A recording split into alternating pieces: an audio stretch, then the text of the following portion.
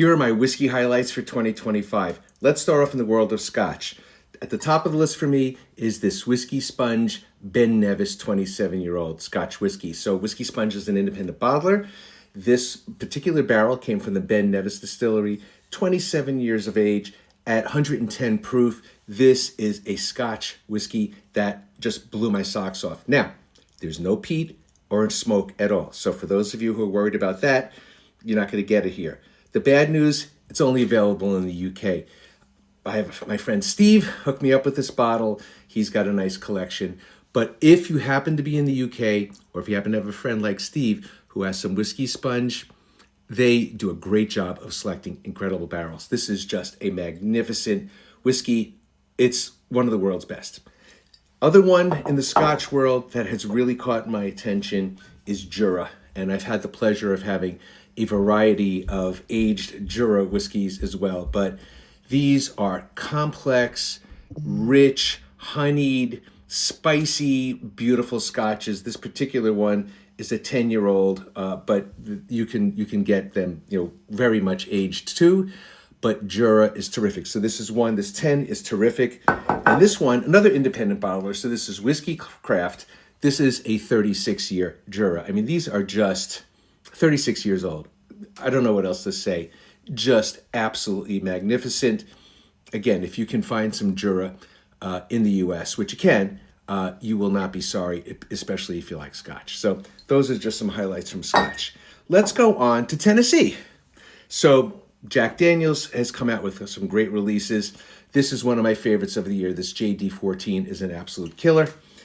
And the one that I'm really excited about is the Heritage Barrel. These are starting to pop up on the shelves as a regular offering in that $60 to $65 range. This is, to me, a magnificent whiskey, 100 proof, incredibly drinkable, beautiful, balanced Tennessee whiskey flavors. And I think this is one, if you can find it for a reasonable price, this is one, and you like JD, this is one that you should grab. It's one of my favorites.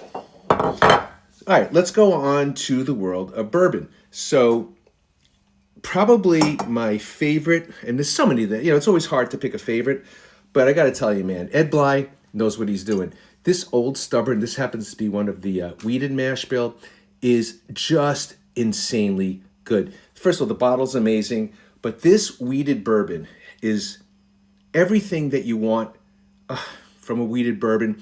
It has that beautiful bready note, that sweetness. And at a relatively high proof, it doesn't have any of the astringency that I'll get on some other high proof wheated bourbons. Maybe the pot stilling, whatever Magic Ed does. This was an incredible bottle, and I enjoy it from time to time, trying to make it last as long as possible. And then you have the Old Swagger, which is a bottle in bond, beautiful bourbon as well. Both of these were incredible. Now, you're not going to find these are sold out, but keep your eye out because I know there is another release that's coming out not September.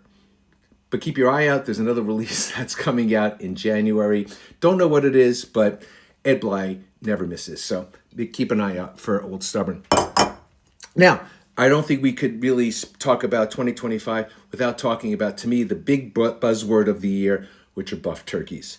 And now this one isn't, but Buckner's, I think, really made a splash this year. The Augusta Distillery has done an incredible job with these whiskeys. Now, this is the 10. I have a 13. There's the 15. The 15s can be more likely to be the buff turkeys. So this is not a buff turkey. Having said that, for my own palate, I actually like the 10 better than the 13 or 15. So if you know me, I like things that more tend to go towards the sweet than the oaky. And I think that 10 years of age, plenty of oak on this, whereas maybe the 13, 15 tend to get a little bit more to that astringent, woody thing that's just not necessarily my jam. They're great, just not necessarily my favorite. But this 10, this one happens to be a Preet Liquors pick. It is just incredible. What else do we have here? Sealbox. Sealbox has been awfully nice to me this year. I have a bunch of bottles that they've sent me out over the year. Not one of them was a miss. The 8, the 10, the Christmas Rye, What else do I have there? I've got so many back there. It's hard to tell, but this weeded to me stood out. 107 proof, sound familiar? This matches up really well against something like an antique 107, but at around $50, it's much easier to find. This is a winner. If you like Weller Antique 107, you should give this one a try. I don't think you'd be disappointed, but go to Seal Box. I don't get paid a penny from the company to say any of this, but I think it's a great company. I think their private releases, under their label, never miss. So that's Seal Box. What else do we have here? Another company that I don't get paid. I don't get paid from any companies. Middle West Spirits. This ported pumpernickel rye is just magnificent. The pumpernickel rye, the straight issue pumpernickel rye is magnificent. This ported one, to me, even adds another dimension, finished in port wine casks. This one and their sherry cask finished wheat whiskey are just astonishing. It was an outstanding pour. I had this early on in 2025, probably February or March, and it's still one that is on the list. So check out Middle West Spirits. They produce great whiskeys, things that are maybe a little bit off the beaten path, flavor-wise, but in a good way. And I think that these kinds of bottles help to round out a collection. So absolutely delicious. Another independent bottler that we should talk about this year is River Roots, making a huge splash. Or splash, making a huge splash. This one in particular, this King Triton Ruler of the Parkers, is 14-year-old MGP, one of the finest ryes that I've ever had.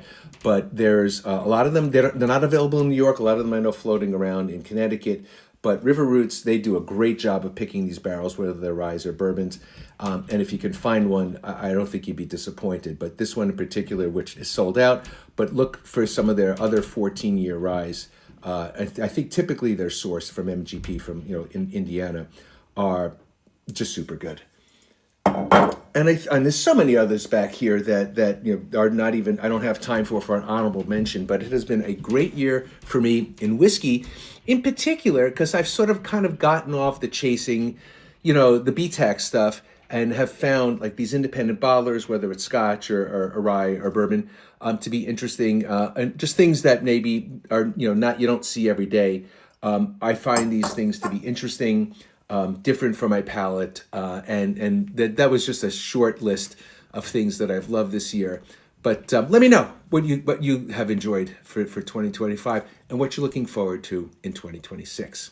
As always, I appreciate your likes and your comments and your engagement in my content. I'll be sure to try to put out more interesting stuff in 2026. Cheers.